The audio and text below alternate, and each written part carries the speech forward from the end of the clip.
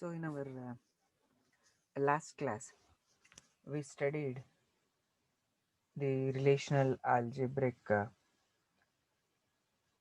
functions. So, in which includes the aggregate functions, group by functions, and uh, union functions. So, next we shall discuss the relational database design using ER to relational mapping. So, in applications which use the database, so generally in the design process, so ER diagrams will be designed first. So when the requirements about the application is gathered in consultation with the stakeholders, so ER diagram will be designed.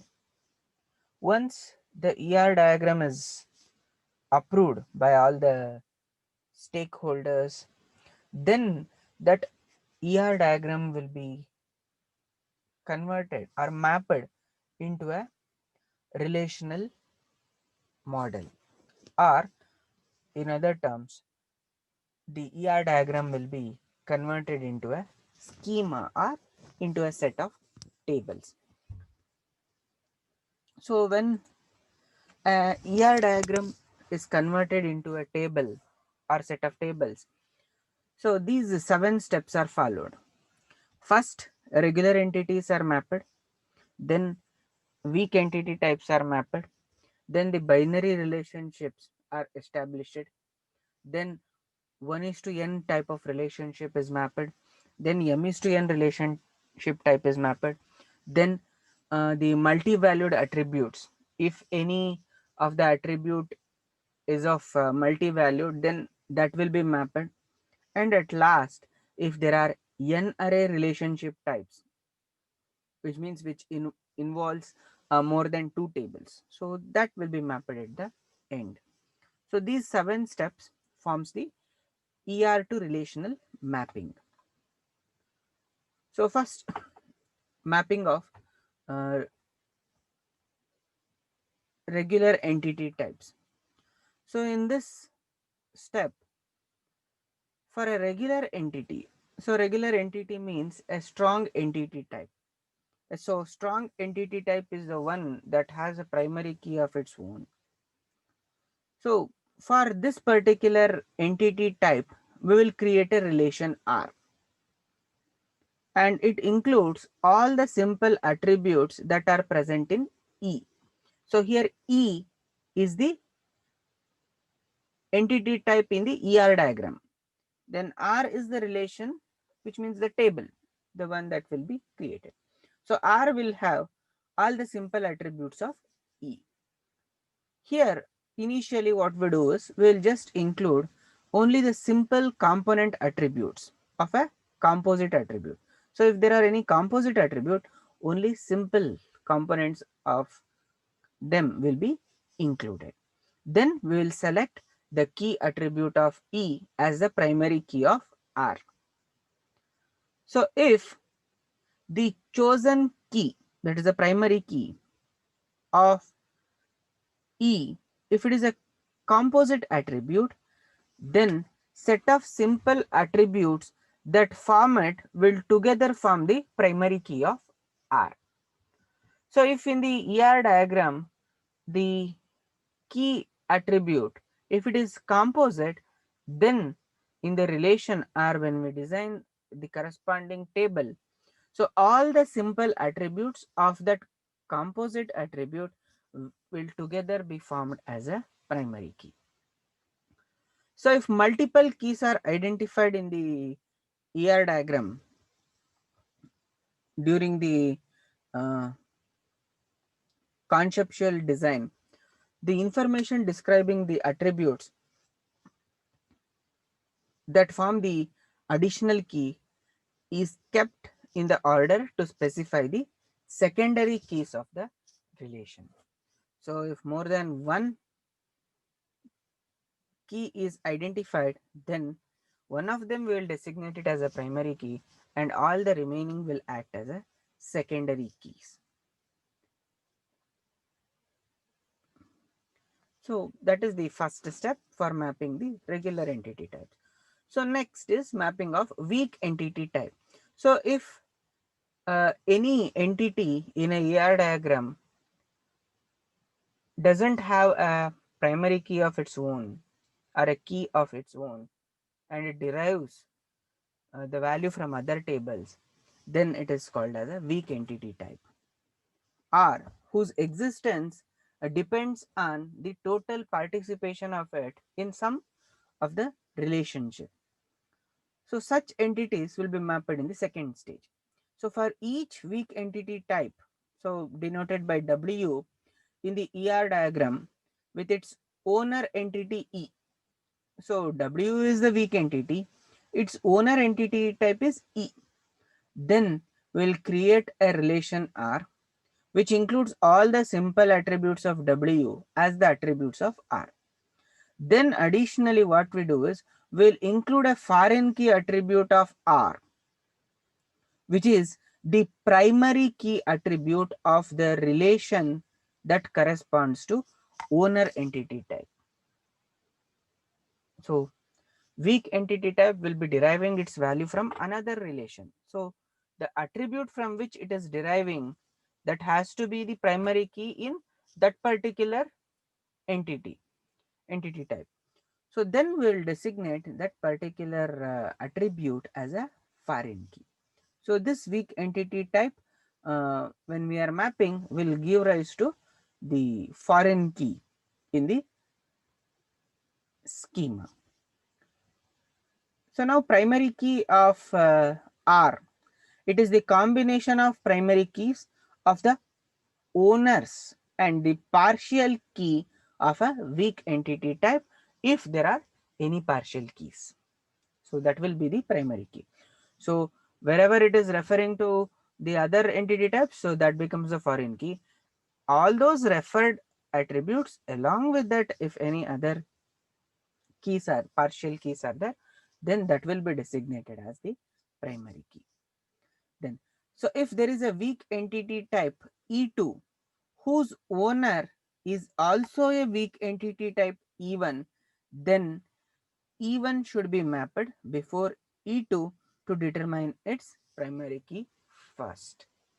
So if the owner is also a weak entity, then we have to maintain the order in which they will be mapped. So this is regarding mapping weak entity types. So next, mapping of binary 1:1 relationship. So 1:1 relationship means one object or one tuple of one entity will can at maximum participate with only one tuple of the other relation. So that is 1:1 mapping. So for each binary 1:1 relationship type R in ER diagram, so we'll identify the relations S and T, so which corresponds to this particular relationship. Then we can have the three possible approaches.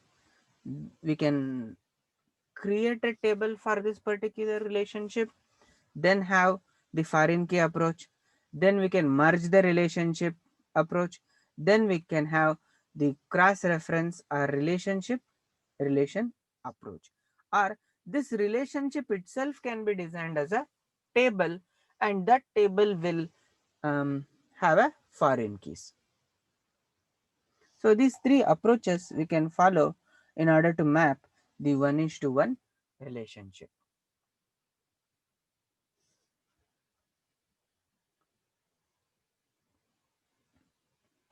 So if we have 1:1 relationship type, for each regular binary relationship which is 1:n of type R, we will identify the relation S that represents the participating entity at the n side of the relationship. So 1:1 means n means, so one tuple of a relation can participate in a relationship with n tuples of the other relation. So this is a relationship just like enrollment. So one USN can map with n number of subjects. So like that. So we will include a foreign key in S, which is the primary key of a relation T that represent the other entity type that is participating in R. So when we have 1:n relationship, we will include a foreign key on the relationship that is on the n side to the another side. So we will include any simple attributes of 1:n relationship also as a attributes of S, which means 1:n relationship. Here what happens, the attributes will get added to the n side of the relation. So whatever entity is there on the n side, so for that these attributes get added. Only for 1:1 case, so we can have a separate table. So then the another case is when we have m:n relationship types. So for each binary m:n relationship type of R, we will create a new relation S to represent R. A new relation is created. So we will include foreign key attributes in S, the primary keys of relation that represents the participating entity types. So a new table is created and this will have the foreign keys for both the participating relationships. So their combination will form a new primary key of S. So along with that, we will also include any simple attributes of m:(n) relationship as the attributes of S.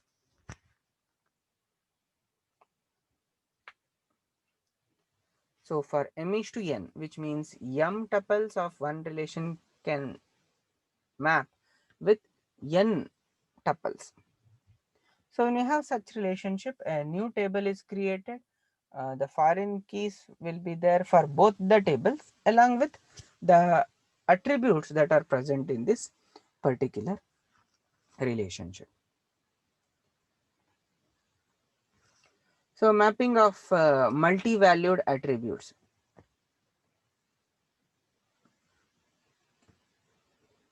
So multi-valued means an attribute can take more than one value. For example, degree. So degree of a person. So it can be undergraduate degree, postgraduate degree, like that. And a person can have n number of degrees with him.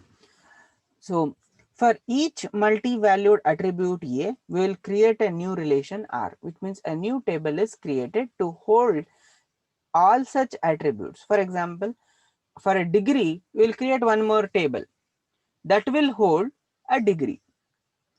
So this relation R will include an attribute correspond to A plus the primary key attribute K as a foreign key in R of the relation that represents the entity type or the relationship type that has A as attribute. Then the primary key of R will be a combination of A and K. So here it means, suppose in a person table, we want this multi-valued attribute degree, and a person is identified by his or her social security number. So what we do is we will create a new table. In this new table, we will have two attributes. So that is SSN, which is primary key of the person table, as a foreign key. Along with that, degree will be there. Now both SSN and degree will act as a primary key in the newly created table, out of which SSN is the foreign key. So when we have multi-valued attributes, a new relationship is, or new table is created. One of the attribute will be the foreign key, and the multi-valued attribute along with the primary key of the referred table will act as a primary key.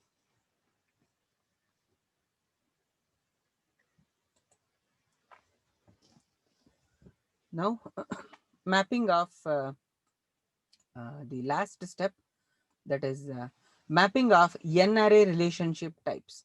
So n array means it is uh, more than two tables are participating in a relationship, that is three or more. So when we have n array relationship types of R where n is greater than 2, so we'll create a new relation, that is a new table is created to represent this particular relationship, and it will include the foreign key attributes of S as the primary key that represents the each participating relations. So for example, consider we have a relationship where four entities are participating. So what we'll do is we will create a new table. So this new table will now have four foreign keys. So each one will be referencing the parent table. So four foreign keys will be there, and all the four put together will form a primary key.